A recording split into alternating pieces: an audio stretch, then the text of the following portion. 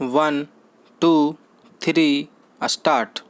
अध्यक्ष महोदय, आपने मुझे सामान्य बजट पर अपने विचार सदन में प्रकट करने के लिए मौका दिया है।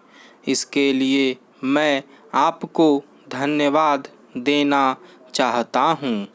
हमारी नवगठित सरकार का यह पहला बजट है जिसे वित्त मंत्री जी ने तैयार करते समय न्यूनतम साझा कार्यक्रम को ध्यान में रखा है।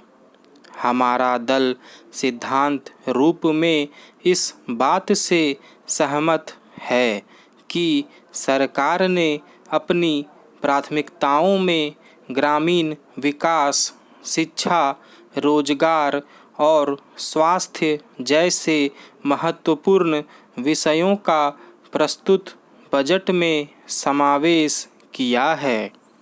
हमारा दल सरकार द्वारा उठाए गए इस कदम का स्वागत करता है।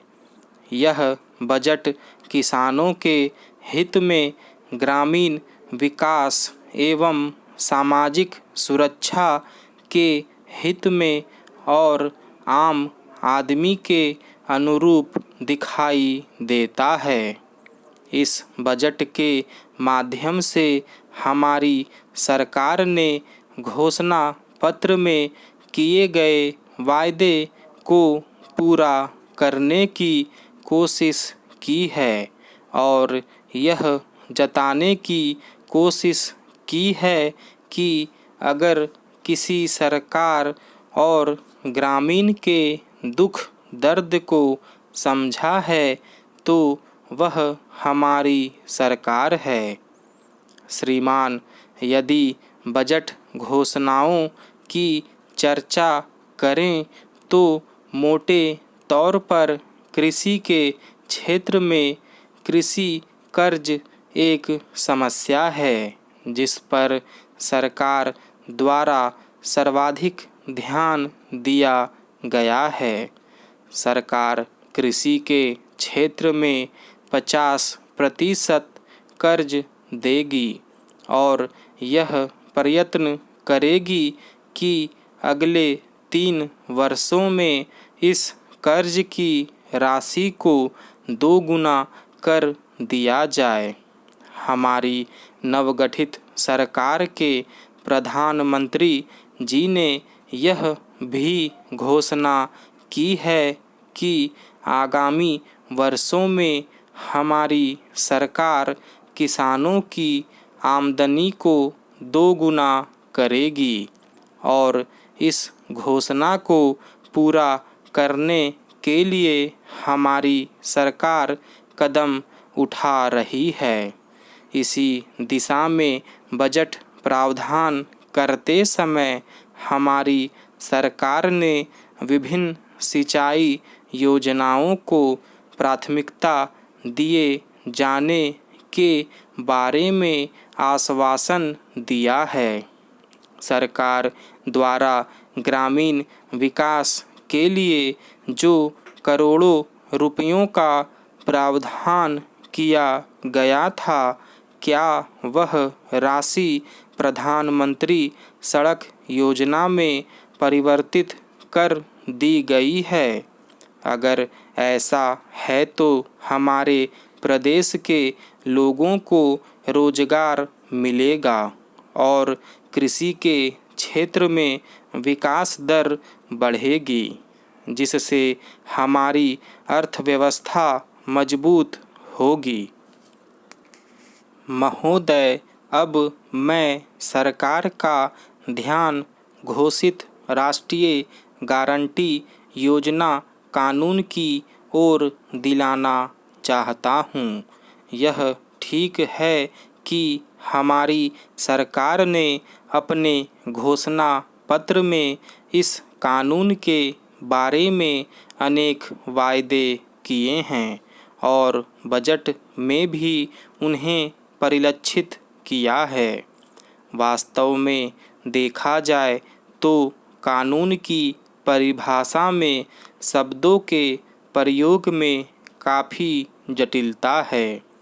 कानून में यह नहीं बताया गया है कि इस योजना को वास्तव में यदि कार्यरूप में बदल दिया जाता है तो कितना खर्च आएगा और इसके लिए बजट में अलग से क्या प्रावधान है।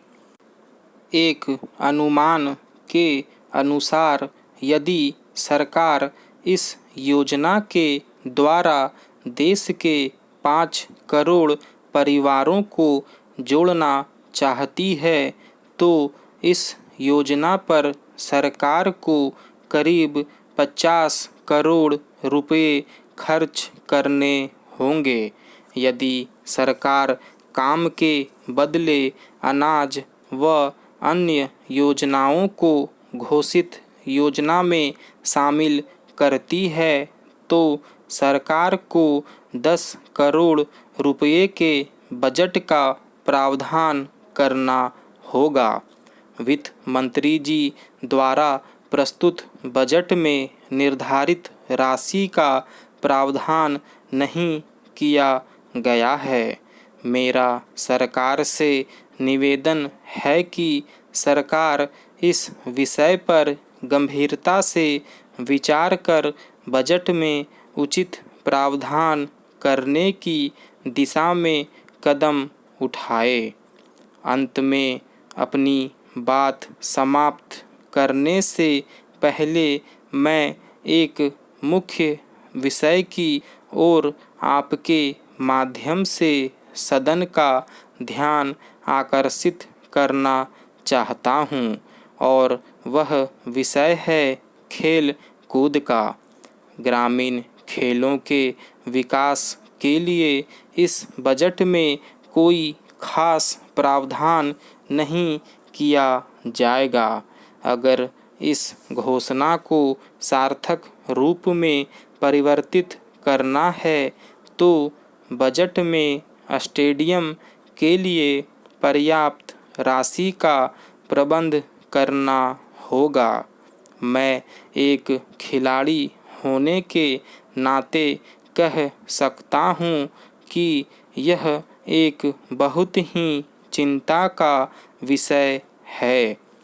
जब तक बजट में खेलों के बारे में बजट में प्रावधान नहीं किया जाएगा, जब तक कुशल खिलाड़ियों का चयन नहीं होगा, तब तक हमें हर खेल में पराजय ही स्वीकार करनी होगी।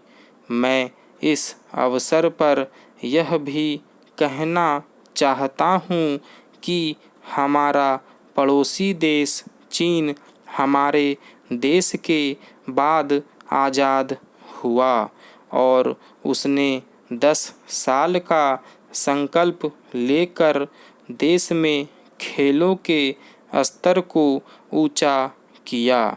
मैं सरकार से कहना चाहता हूँ कि हमें भी इसी प्रकार के संकल्प को लेकर खिलाड़ियों की संख्या को ऊंचा करना चाहिए। मैं यह भी कहना चाहता हूँ कि जब पराजय की स्थिति होती है तो सरकार द्वारा भी कह दिया जाता है कि देश में खेलों का स्तर अच्छा नहीं है, जबकि वास्तविक स्थिति कुछ दूसरी ही होती है। महोदय, मैं प्रस्तुत सामान्य बजट का समर्थन करता हूँ। स्टॉप।